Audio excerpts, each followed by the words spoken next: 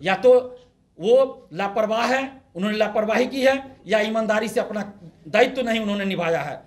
ये चेयरमैन वही हैं, जब डीजीपी थे तो उस समय इनका नाम आया था विवादों में, जो जज वाली प्रक्रिया थी, फोन करके कुछ हुआ था मैटर, आप लोग अच्छे से जानते हैं। फिर पेपर लीक हो गया। क्यों नहीं इसकी जांच होनी चाहिए? निष्पक्ष जांच होनी चाहिए। सरकार से हम ये मांग कर रहे हैं कि जांच करवाइए। और बड़ा से बड़ा अधिकारी, हम धन्यवाद देते हैं नैयर हसनैन खान सर को। उन्होंने मीडिया में कहा है, या जो भी उन्होंने वीडियो जारी किया उसमें, कि कोई भी अधिकारी हो, सरकारी अधिकारी या कर्मचारी, नहीं बचेगा। नमस्कार, मैं स्वीटी और आप देख रहे हैं देश न्यूज़। बिहार पुलिस परीक्षा भर्ती रद्द हो चुका है। ऐसे में छात्र संघ के नेता दिलीप कुमार ने प्रेस वार्ता कर नीतीश कुमार को धन्यवाद दिया और कहा कि नीतीश कुमार से बड़ी मांग है हमारी कि वो जल्द से जल्द सीएसबी के चेयरमैन को हटाएं। ऐसे आगे क्या कुछ कह रहे हैं दिलीप कुमार, पहले उनकी बातों को सुनवाते हैं। या तो वो लापरवाह है, उन्होंने लापरवाही की है, या ईमानदारी से अपना दायित्व नहीं उन्होंने निभाया है। ये चेयरमैन वही हैं, जब डीजीपी थे तो उस समय इनका नाम आया था विवादों में, जो जज वाली प्रक्रिया थी, फोन करके कुछ हुआ था मैटर, आप लोग अच्छे से जानते हैं।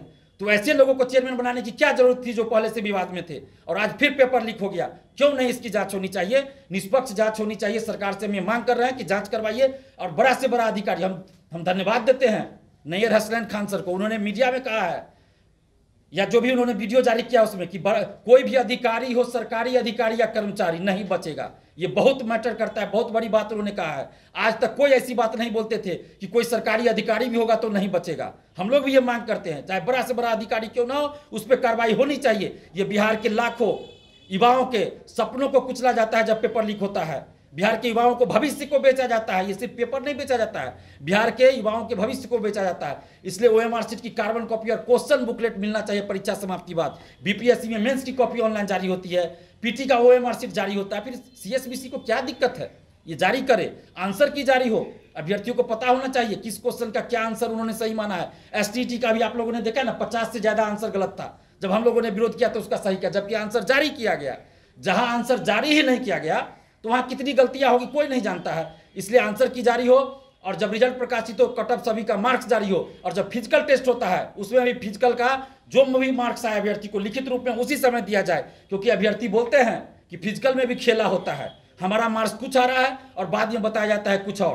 तो ऐसा नहीं होना चाहिए, खेला बंद होना चाहिए। और वो ओएमआर शीट की रंगाई जो बाद में होती है वो बंद होनी चाहिए, हमारी सरकार से मांग है। और बिहार के मुख्यमंत्री नीतीश कुमार जी से हम हाथ जोड़कर विनती करते हैं, तेजस्वी यादव जी से हाथ जोड़कर विनती करते हैं। इन दोनों से इसलिए हम हाथ जोड़कर विनती कर रहे हैं क्योंकि ये दोनों अभी सरकार में हैं। अगर इनकी जगह कोई और सरकार में होते तो उनसे भी हम हाथ जोड़कर विनती करते।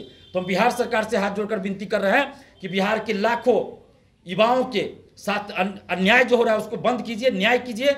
और जो भी इसमें अधिकारी, कर्मचारी या कोई नेता का बेटा कोई भी शामिल हो, उन सब पे कार्रवाई होनी चाहिए। क्योंकि बगैर किसी राजनीतिक संरक्षण के, बगैर किसी बड़े अधिकारी के, बगैर किसी नेता के संरक्षण के ये पेपर लीक नहीं हो सकता। छोटा मोटा दलाल सेटर जिला में जो एक्टिव है वो पेपर लीक करा लेगा, ये संभव नहीं है।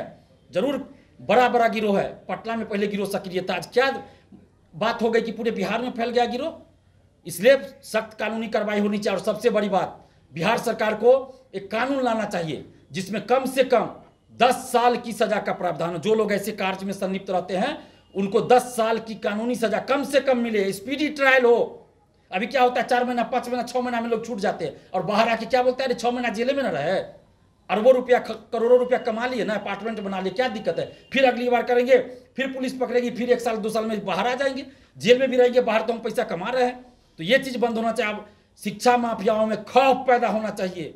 जिस तरह मुख्यमंत्री 2005 में नीतीश कुमार जी बने थे और उन्होंने स्पीडी ट्रायल करके बड़े बड़े अपराधियों को जेल में बंद किया था, उसके बाद अपराध में बहुत कमी आई थी। उसी तरह हम मांग कर रहे हैं नीतीश कुमार जी से कि शिक्षा माफियाओं के खिलाफ भी स्पीडी ट्रायल करवाइए और 10 साल की कानूनी सजा मिले कम से कम, वैसा कानून बनाइए। कोई सरकारी जॉब में है उसको नौकरी से बर्खास्त किया जाए तुरंत।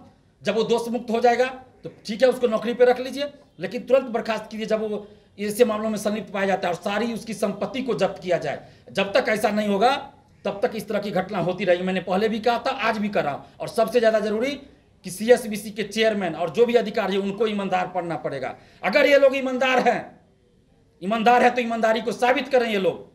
और पारदर्शिता के साथ अगली बार परीक्षा लें, कॉपी क्वेश्चन बुकलेट परीक्षा समाप्ति बाद दे, जो हम मांग करें वो सारा चीज लागू करें। अगर नहीं किया जाएगा लागू तो इसका मतलब ये लोग ईमानदार नहीं है। हमें इतनी ही बात करनी थी सरकार से। और आप सभी मीडिया बंधुओं को बहुत बहुत धन्यवाद, क्योंकि आप लोगों ने जोर शोर से अभ्यर्थियों का साथ दिया और इसके वजह से सरकार को परीक्षा रद्द करनी पड़ी। इसके लिए आप सबको भी बहुत बहुत धन्यवाद। आपने साफ तौर पर सुना कि दिलीप कुमार ने सीधे तौर पर नीतीश कुमार से बड़ी मांग कर दी और कहा कि सीएसबी के अध्यक्ष को सबसे पहले हटाया जाए। और उन्होंने सीधे तौर पर कहा कि जिस तरीके से बीपीएससी और भी एग्जाम में कड़ी सुरक्षा में एग्जाम लिया जाता है, उसी तरीके से इस एग्जाम को भी दोबारा करवाया जाए, चाहे 2 महीने बाद हो, चाहे 4 महीने बाद हो, लेकिन कड़ी सुरक्षा में एग्जाम हो। ऐसे ही तमाम खबरों के लिए देखते रहें देश टी न्यूज़। धन्यवाद। आशीर्वाद इजीकॉन ग्रुप, भरोसे का दूसरा नाम। हम सिर्फ घर नहीं, खुशियां भी बनाते हैं। आशीर्वाद रोज वैली, जिसमें है premium flats with all modern amenities. Patna में लेना चाहते हैं अपने सपनों का आशियाना, तो कीजिए हमारे इन नंबरों पर संपर्क।